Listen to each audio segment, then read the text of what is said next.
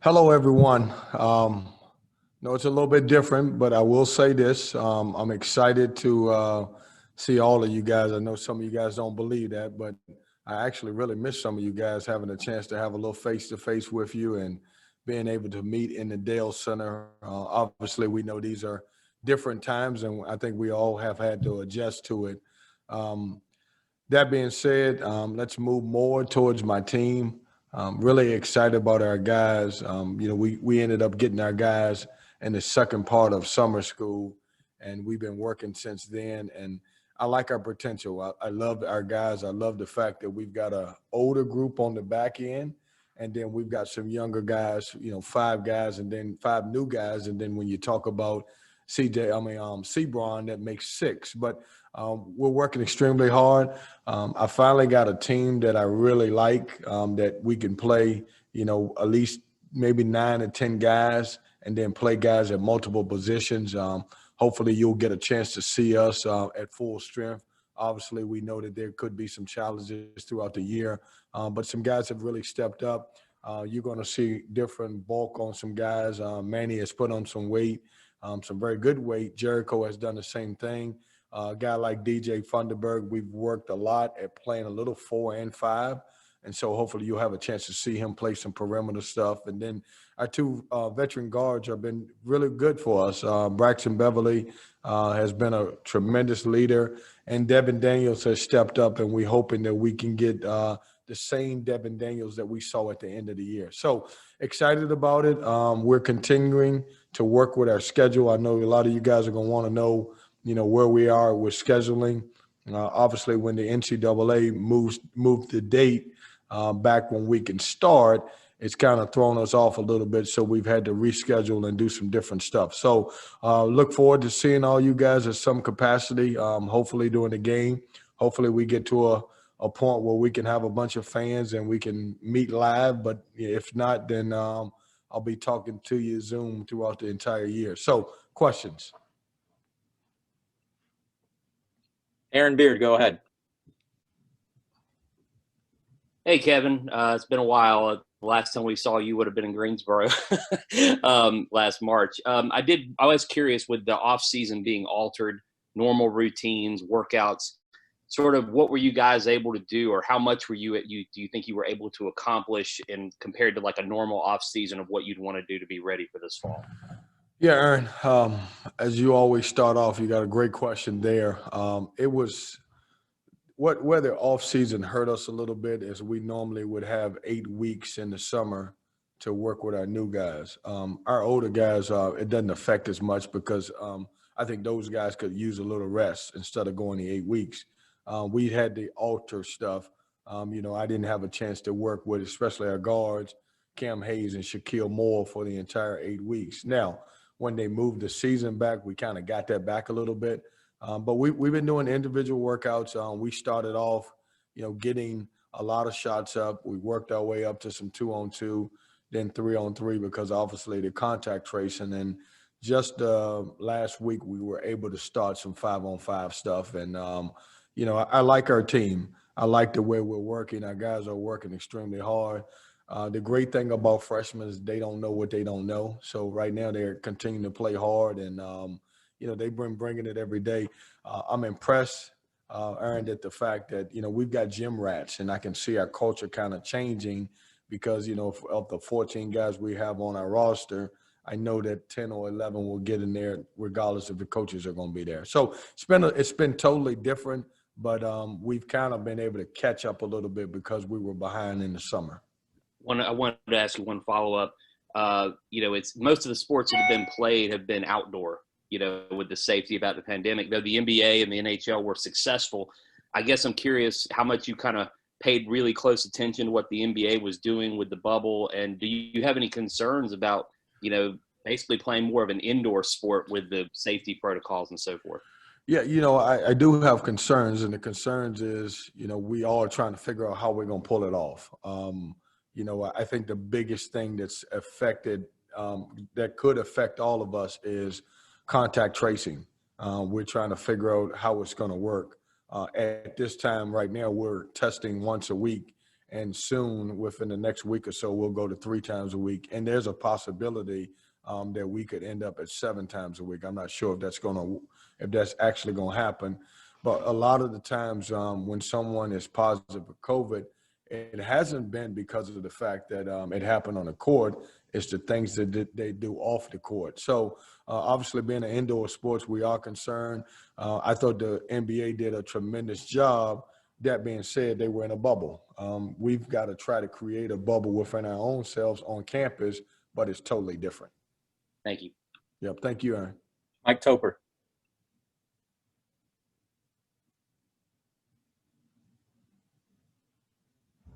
There we go. Got it. Coach, good to see you. Hey, Mike. You look great. Good morning. I was wondering if you could talk to us a little bit about some of your freshmen. You've got some, definitely some talented guys like Cam, Shaquille, and others coming in. Can you just tell us what you expect out of some of those guys coming into the new season? Well, I want to take this time, Mike, to first brag about those guys in the classroom. They've been tremendous. When you look at those guys, I think I told Jeff Gravely the other day, I think they are all above a 3.0, maybe even towards a 3.5. So they've come in and as a freshman group, they've been very focused on their academics is what you really want. I've always felt like any guys that can perform in the classroom would do great for you on the basketball court. Talent-wise, I'm excited about them. It's a big class. And then once again, if you add Sebron to it, it even makes it a bigger class. But guys have worked extremely hard. I like what Cam Hayes has brought to the table. He's a guy with a tremendous IQ as a basketball player. He's going to be really good for us. Both him and Shaquille Moore have the ability to play together at times. Both of them are capable of playing the point and the shooting guard. And I think you're going to see a lot of that from both of those guys. Cam's a little bit further along because he's played more point than anybody. And he's doing a tremendous job. As you know, as we touch on Shaquille Moore, tremendous athlete, probably our best on-the-ball defender in our program.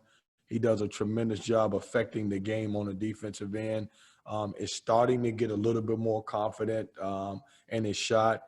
Cam's done a tremendous job in that area because he's making shots behind the three-point line, and also he's a great 1-2 dribble pull-up guy. And what we're trying to get him to do is be more effective, really getting to the backboard. And then you get into, the bigger guys, the Nick Farrars, who is going to be really good. At his size, he's going to play a little 4 and then possibly some 3. But he's a guy that's had to get in great shape, as we talked about. One of the things with him is making sure that he can play to our style by obviously getting in great shape, watching what he's eating, and changing his entire body. But he's a guy, when you think about what he did in high school, can really score the basketball. So he's going to be a really good basketball player for us. And then I also love our 2 young post guys, Jalen Gibson and E.B. Dewana. Man, they are sponges. Those guys are active. Jalen Gibson has a nose for the basketball. He offensive rebounds everything. He's a guy that's going to play a little 4 and 5 for us. When you think of Jalen Gibson, think of a younger DJ Funderburg that's got a chance to be really talented, can handle the ball on the break and step out and shoot threes. And then EB, think of a younger Manny Bates, block shots. He's a physical presence, nice body, can score around the basket. It's going to be really good. So those guys are I'm excited about them. And then, not to forget Darion Sebron, because I always consider him a freshman. He's a guy who's talented, who can play kind of 1, 2, and 3. And in a pinch, we can play him as a small guard, as a 4 if we go 4-guard lineup. Really good at getting to the paint. Maybe our best paint touch guy that we have. We'll continue to work on him with his offside shot, making sure he gets a lot of confidence in that area. But I love the class, and I love the class for a lot of reasons. Those guys have come in with an unbelievable approach. They're really good friends off the court. They all compete every day, and they have a chance to be really good in this NC State uniform. Andrew Schnittker. Hey, Kevin. Hope you're doing well. Came out, I think it was last month, that the ACC coaches were the ones who had tabled that proposal for the the NCAA tournament to be all-inclusive this year, and you had released your statement about that. Can you just kind of take me through the thought process for that and why that makes sense in a year like this?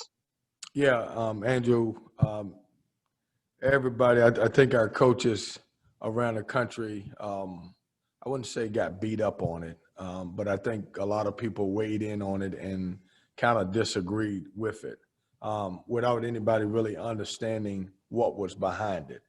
And so I want you to think about this now. The NCAA came out and they said, in order to be qualified for the tournament, you got to play 13 games. Well, we don't have a bubble.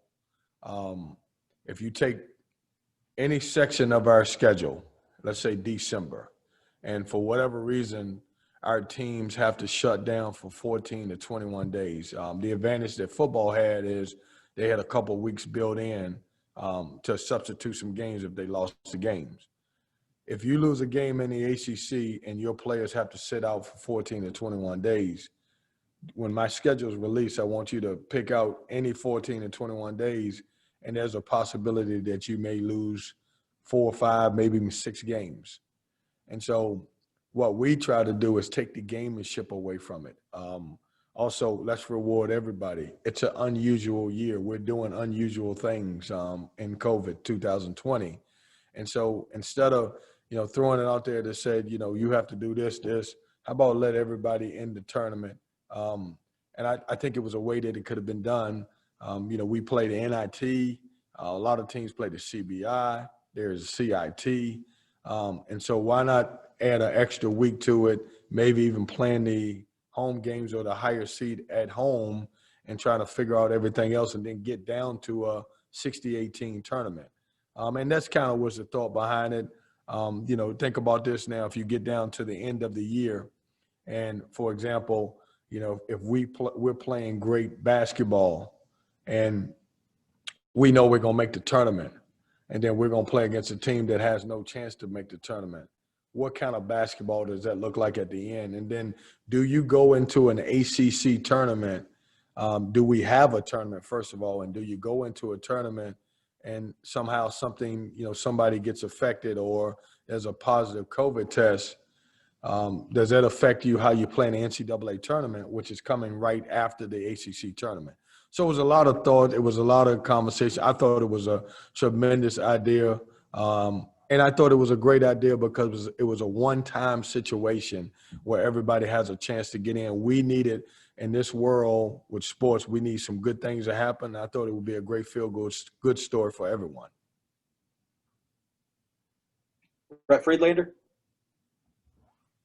Yeah, Kevin, where do you stand heading into the start of practice at the point guard position, and how does Thomas Allen fit into all this? Yeah, I'm in a good place, guys, with, I feel like I'm a football coach because everybody's wondering who the starting quarterback's going to be. In my situation, I've got several guys that I feel comfortable that can play the point, a couple freshmen, or actually 3 when you add Sebron. I'm going to keep adding him to that freshman group. But Braxton Beverly has played a lot of point for us in his career. When you look at Thomas Allen is a combo guard who can really score the basketball. But he's had some moments at Nebraska where he's played the point. And so I feel very confident with whoever we roll out and play that position. That guy won't be on an island. I typically, because of when you look at Markel Johnson and also Braxton Beverly, we typically put 2 guys on the court that can handle the basketball at the same time or share those duties. And I like our guys. You're going to see early on, you're going to see a lot of guys playing a position. Cam Hayes is going to have the opportunity. Shaquille's going to have the opportunity. Darion Sebron, and then obviously the 2 veteran guys who can really shoot the ball, and Thomas Allen and Braxton Beverly. I would love to keep them off the point, but if I need to, they're capable of playing it. How's Braxton's health? Is his back okay now? Man, that's a great question, man. Braxton's my age now. Well, he and I played high school together. I tease him about that all the time. His health is fine. He's in practice, and people will be glad, Wolfpack Nation will be glad to hear that he's shooting the ball well and he's been in practice. But that being said, because he's my age, I have to take some days off where I can't go out there and I can't exercise as much. So we're going to be very careful with him. Do you still have the beard? No beard. We got rid of the beard. You'll get a chance to see today. And if it's a beard today, then he added it on. Thanks, Kevin. Well, that's the growth from the weekend. Sammy Batten. He's got a little beard, but not when I think of beard, I'm thinking about the beard you're thinking about. We don't want to get to that point again. Even if he shoots 50% from three? Yeah, but we went through that. He didn't. So that's over. Yeah, Kevin, Manny Bates obviously played great defense for you last year. What's kind of the next step in his development in your mind? Yeah, Manny Bates, and it was mind-boggling to me that Manny Bates didn't make an all-defensive team. I mean, I would have voted him as Defensive Player of the Year. How many times have you seen a guy lead the ACC and not make a team in shot blocks? But he's coming along offensively. He's starting to get a lot more confidence around the basket.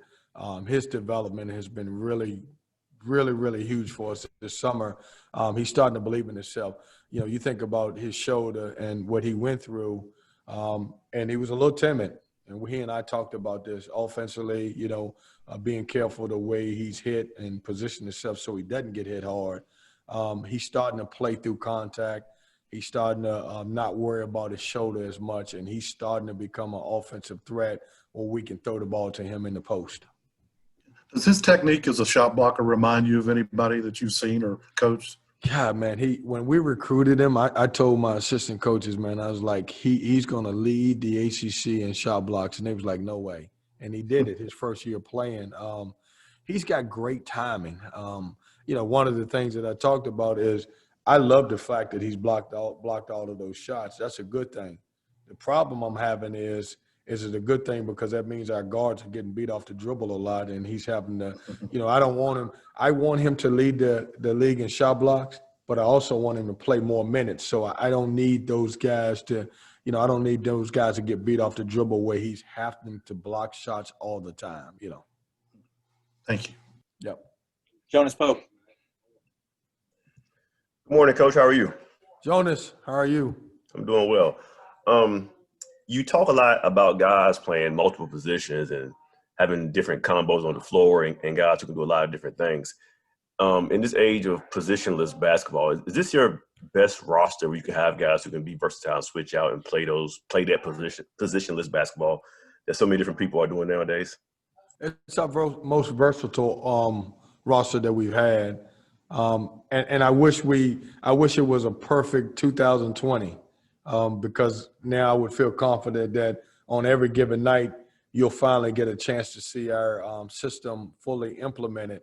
Obviously, we're prepared, and I shouldn't say prepared. We know that we're going to have some challenges just because everybody else will. But that being said, Jonas, I love our roster. I love our versatility. I love the fact that guys can play multiple positions. I like our veteran guys. Our veteran guys have kind of been, you know, tested through ACC play. And then our younger guys, the tough thing about this is that we don't have a scrimmage or exhibition this year. We have to go right into playing. And so that's the toughest thing. So I don't have time to give our young guys a little chance to play in an exhibition game in front of a few fans or a scrimmage. They're going to get thrown right in the fire. And so we've got to create that in practice situations. Who would you say is the most versatile guy on the roster who can play maybe 1 through 4 or even 1 through 5? I don't know if you have a 1 through 5 guy, but the most versatile guy you have. Yeah, I would say probably the most versatile guy would be Darion Sebron because of his height. You know, he can play 1, 2, 3, and if we go small ball, he can play 4. But he's the guy that's probably, you know, best suited for that. The next one would probably be Jericho because Jericho, you know, if we put him on the wing, he can play kind of a 2-3 and then into a 4 situation. And he can also play 5 if we had to go small inside. Can Nick play 5 if you needed to go that small? You know, Jonas, I'm not sure yet. I'm still learning that.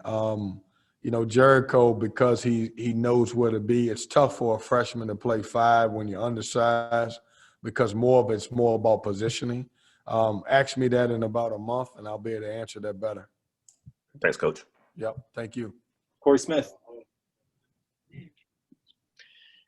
Hey, Coach. I know a lot of times you like to talk about the preseason expectations for this team. Obviously, the overall rankings and things like that for preseason haven't come out, but some early ones have put NC State right around the 10th or 11th spot in the ACC.